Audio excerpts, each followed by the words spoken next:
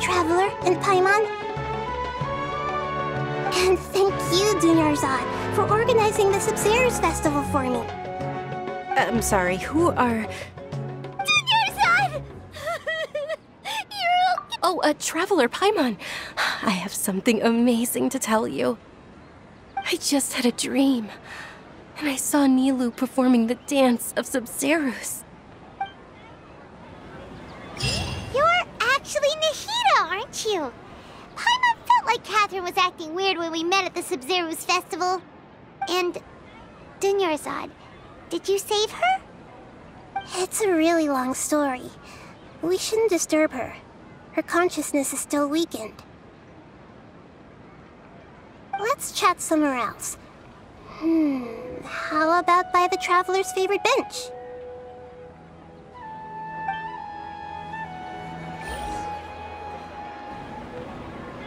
Let's talk about Dunyarzad first. It's such a relief that she's all right. After we parted on the last day of the Sabzeruz festival, I left the city and saw what the Traveler had described. Among the countless dreams, I found one that was growing fainter and fainter. This proved my suspicion. Once Dunyarzad could no longer bear the Akasha harvesting her dreams, her consciousness began to dissipate. But this also meant it escaped the Akasha's control. Such a small fragment of consciousness can't last for very long, though. It will return to its original dream, where both will gradually fade until they completely disappear. I used all the power I had to keep her dying dream alive as long as possible, but it still wouldn't have lasted for much longer if it hadn't been for you two breaking the samsara. So it looks like we did manage to save Dunyarzad in the end, and not a moment too soon. Huh? Why are you two smiling so happily? I thought you'd be so moved that you'd start crying. I need to spend more time observing human emotions. Both are fine. Everyone reacts differently.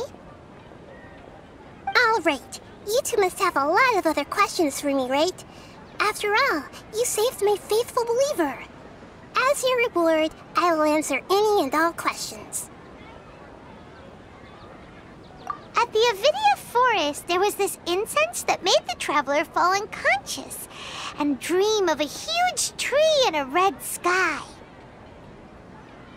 You also heard someone's voice, right? It said world and forget me. Yeah, so you do know! We've been wanting to ask you what that was about, and if the red sky was related to Khaenri'ah. It seems like the Traveler established a connection to Irminsul. That was a message left by Greater Lord Rukkhadevata's residual consciousness in Irminsul. Perhaps her last memory before she died. As you two probably know, Greater Lord Rukkhadevata disappeared after the disaster in Khaenri'ah. The timings of these events do line up, so your suspicions are reasonable. A message from Greater Lord Rukkhadevata? We thought it was from the Scarlet King. The Scarlet King? That god who died even longer ago? Some present-day desert dwellers still worship him. You probably just heard some of their conspiracies. Okay, so what does the message mean? I still haven't managed to decipher it. Even the Akasha isn't currently capable of doing that. Greater Lord Rukkhadevata's residual consciousness in Irminsul seems to be contaminated with something that has a very dangerous aura to it. Many devoted scholars go mad as soon as they connect their consciousness. I've warned the Academia about this many times, but people still keep falling victim to it. But I believe this is the key to saving Irminsul. That's why I've kept trying to decipher it. So the tree in the vision was Irminsul? Oh, Tighnari also said that Irminsul is sick! Is it because of the contaminated consciousness? But even if you can't figure out what that vision was all about, It seems like our search for you was all in vain. The Traveler wasn't affected after coming in contact with that consciousness. I've never seen anyone like that. With you here, we may have a chance at deciphering it. No, we must decipher its secrets. I've already eliminated all other factors that might affect Irminsul. This is the only one left. This puzzle has life and death at stake. It could determine Irminsul's fate, as well as Teyvat's. To be accurate, I'm using the Akasha as a medium to occupy Catherine's consciousness. How did you do that? Poor Catherine.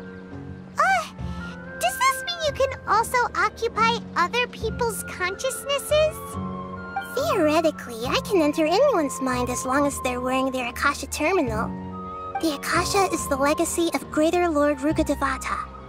As Lesser Lord Kusanali and the first Akasha terminal, my consciousness has always been linked to the Akasha. I've always respected my people's free will, so I've never actually occupied their consciousness. When necessary, I just borrow this bionic Snezhnayan puppet. Hold on. Did we just learn some deep, dark secret? So Catherine is... No wonder Paimon felt something was off about her. What about your own body? Why do you need to borrow other people's? Don't you live in the sanctuary of Surasthana? That story begins a long time ago. After Greater Lord Rukkhadevata disappeared, the sages found my newly born self and took me back to Sumeru. At that time, I was young and weak. The sages kept me in the sanctuary of Surasthana, ostensibly for the sake of protecting me. But I've hardly heard from them since. However, I do understand that they had hoped to find Greater Lord Rukkhadevata instead of me, a symbol of her passing. So, the sages basically put their new Archon under house arrest? How dare they! Why don't you teach them a lesson, Nahida? In some ways, they aren't wrong. Greater Lord Rukkhadevata was omniscient and omnipotent. Even after her death, the Akasha is still empowering this nation. And I'm still really far away from being able to call myself the God of Wisdom. Moreover, the Academia is also more proficient at governing this country. My existence has little meaning. Yeah, you got a lot of believers. Just look at the Sub-Zero's festival. Everyone who showed up truly loves you. Thank you for the kind words. But I honestly don't need physical freedom as long as I can connect my consciousness to the Akasha. Trying to find a way to save Irminsul is my life's mission and top priority. I will work on that, and try to live up to being a deity in the meantime. Every once in a while, I will also take up the duties of the God of Wisdom and enlighten a lost soul here and there. Doing all that should be enough. There's never been any big problems with the Academia's governance of Sumeru. This is the first time I've seen them step out of line. I wonder what caused them to go down this path, and what they hope to achieve. Even though the city's residents haven't noticed anything strange, if the Traveler hadn't broken the Sub-Zero's samsara, the situation could have become dire. I tried to do some investigating in the Akasha, but I couldn't find anything suspicious. And all the people of interest seem to purposely avoid wearing their Akasha terminals. I think they're deliberately trying to hide something. Oh, that reminds Paimon. In Gandharvaville, there was a sage who had invited Kainari to join some kind of project. Could it be related? Regardless, I need to first investigate the sage's motives, make things right, and punish them if needed.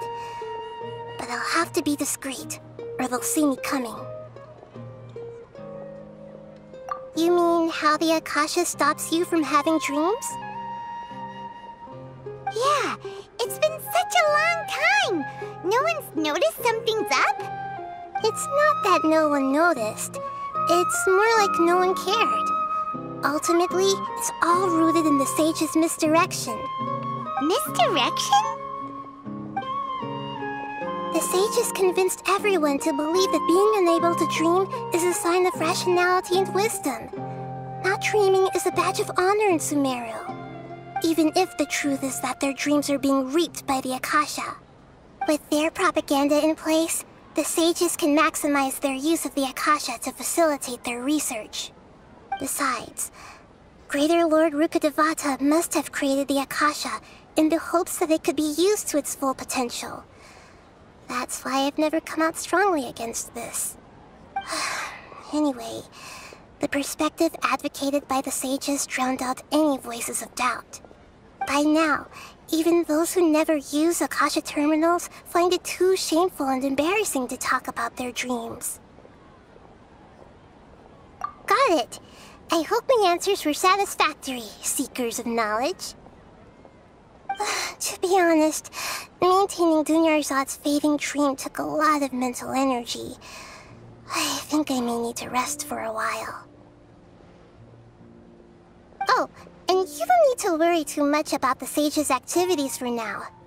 The Akasha won't be able to conduct another project on the scale of the Sabzeruz Samsara in the immediate future. Go and get some sleep. Leave everything to us. What a relief. This is truly the most exhausting birthday I've ever had. Traveler? Paimon? Why am I here? Do either of you know? Maybe you were sleepwalking. You know you can't wake up a sleepwalker. We happened to walk by, so we thought we'd wait for you to wake up. I see. Huh. I should visit my maintenance personnel sometime. Oh, I'm fine. I better go. Thank you.